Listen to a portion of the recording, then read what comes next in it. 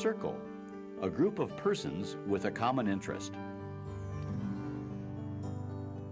A new circle of lifelong learners is making history in Minnesota's capital city of St. Paul.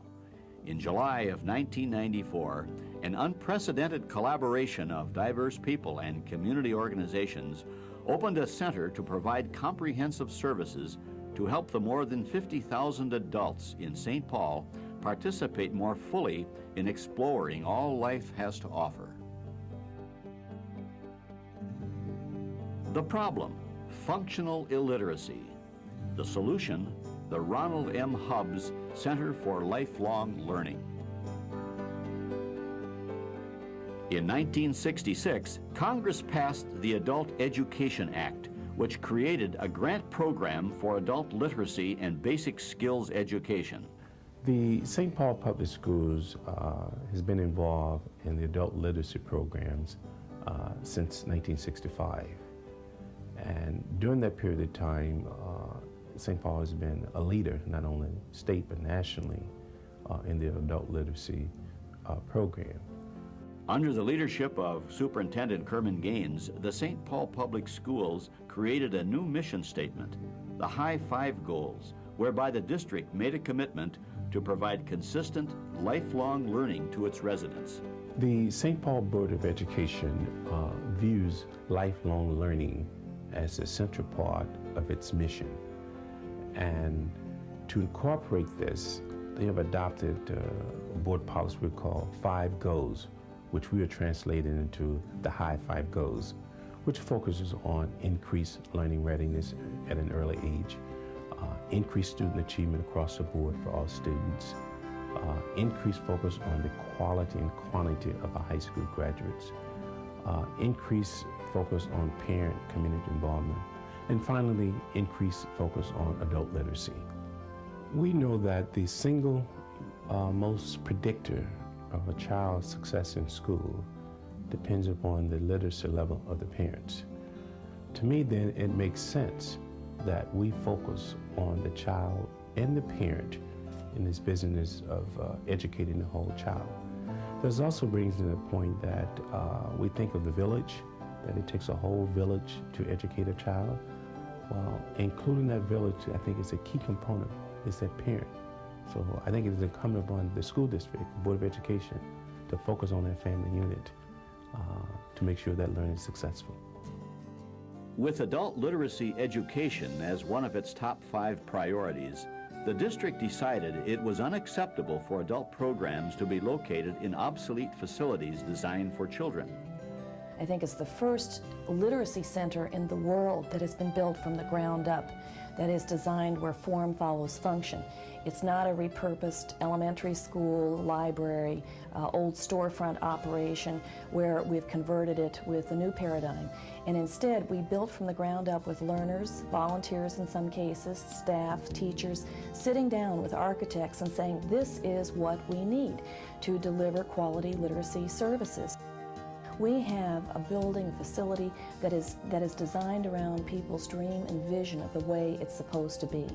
And I think that that gives a tremendous sense of dignity to the learners that are coming in here. It's very empowering, and it puts lifelong learning exactly where it should be, that is residing with the learners to frame how they see their instruction and the total instructional process.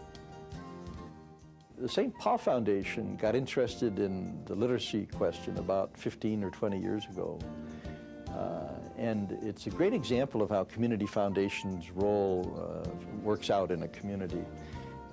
Basically what we do over an extended period of time is bring together donors, both individual and corporate foundation and for-profit corporate donors, together along with people who need the charitable assets that these donors can provide, and link them together on critical issues. Some of the things we do are short range, some are long range, and literacy turned out to be a very long range issue. It started with a paper that one of our board members, Mr. Hubbs, read.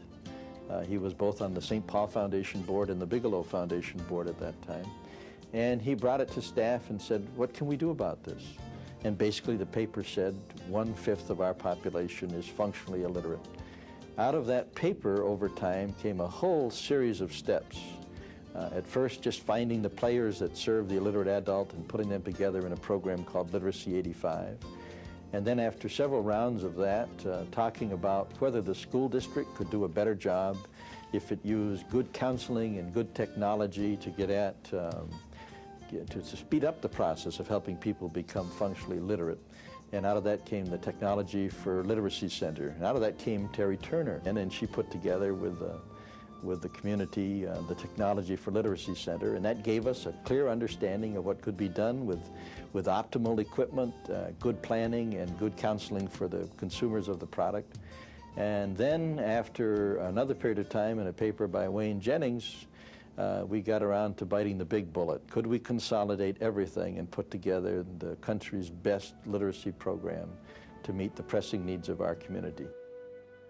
If I had one comment to make about this whole thing, it would be to think of the inspiration of Ron Hubbs and how that man's role in various parts of our community made this happen. He stayed involved in every advisory committee and in every process that was there. And he had a wonderful knack, and has still a wonderful knack, for encouraging people to continue to advance on the issue. He focuses on the positive and goes with the long-term issues. You know, and that's the real lasting contribution of Mr. Hubbs to our community. Through the combined efforts of the St. Paul Public Schools, the St. Paul Foundation, city and county agencies, and other community groups, the Minnesota legislature granted permission to purchase property and build the first literacy center in the world to be designed and built specifically for adult literacy.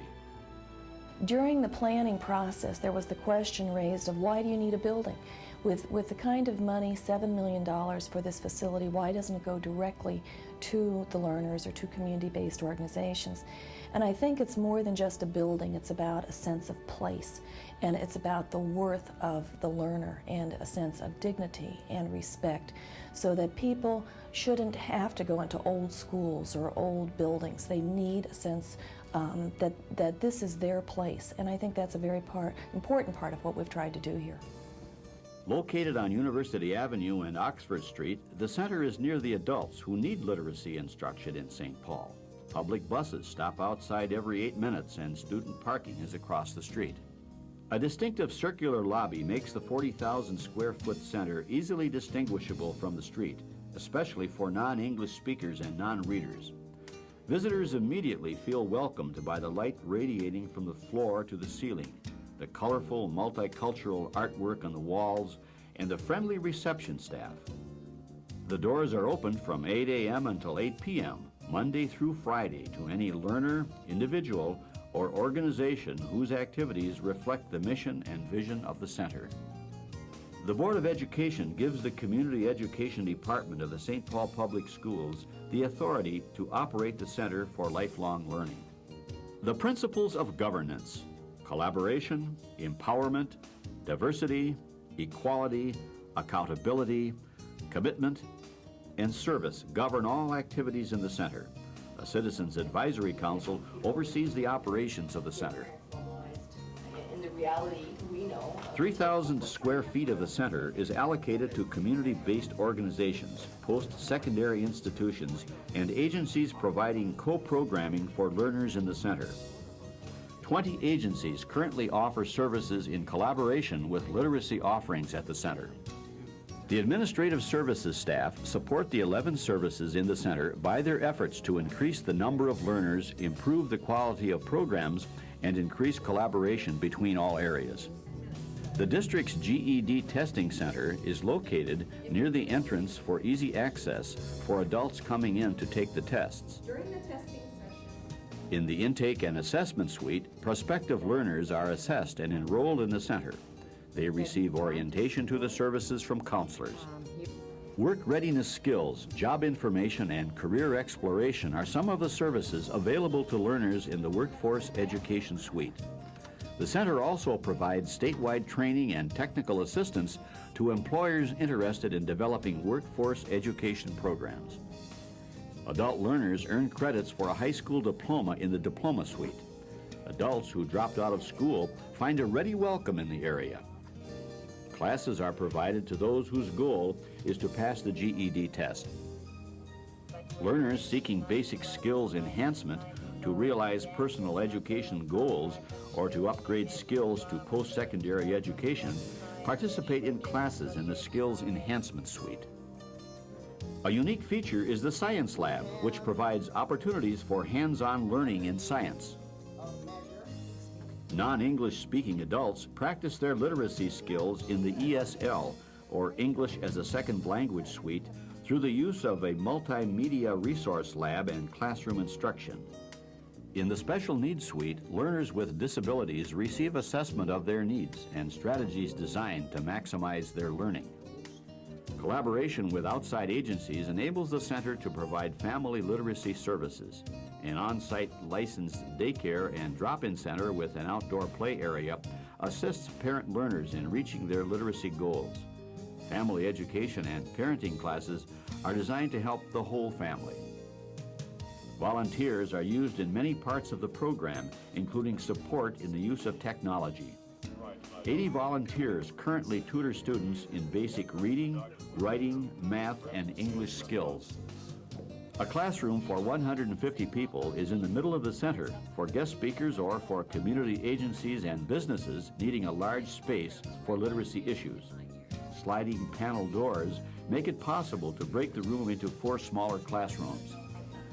Technology is used throughout the building for student management, instruction, and communication. Learners use modern technology to achieve their individual literacy goals in the Media Center. Learners have the opportunity for group interaction with technology in a multimedia room, which includes group instructional technology and audiovisual tools. We truly have tried to have the state-of-the-art technology and then to assure that our learners have access to that and have their instruction integrated with the technology throughout the entire facility. Supported by a wealth of technology tools and resources, instructors are able to deliver instruction in a variety of ways. Licensed and certified teachers are employed by the center. Each staff member is expected to work as a part of a team, actively engage in their own lifelong learning, work in direct contact with learners as some part of their job assignment, and share responsibility for the total program operation. 3 libraries are located throughout the center. In the Workforce Education Suite, a library provides information on training programs for employers and other ABE staff to assist employees who need literacy education. A curriculum library provides resources for the staff to develop new instructional material. Staff receive continuing education and grant writing information from the Professional Literacy Library in the Administrative Services Suite. There's a lot of things that make this project successful and interesting and significant. First of all, the size of it, that we could actually bring together the school district as the major vendor of literacy services for the community, and yet keep functioning the smaller specialized vendors that have special roles to play in our community. There are many people who aren't going to go to a school district for service until they're partially into a program and have enough confidence to make the leap to a larger program. So these people could be Asian, they could be Hispanic, they could be black, they could be Native American, they could be white. They could be all kinds of things. But what we've done here is bring all of those people together and forge a partnership that's going to last for a long period of time.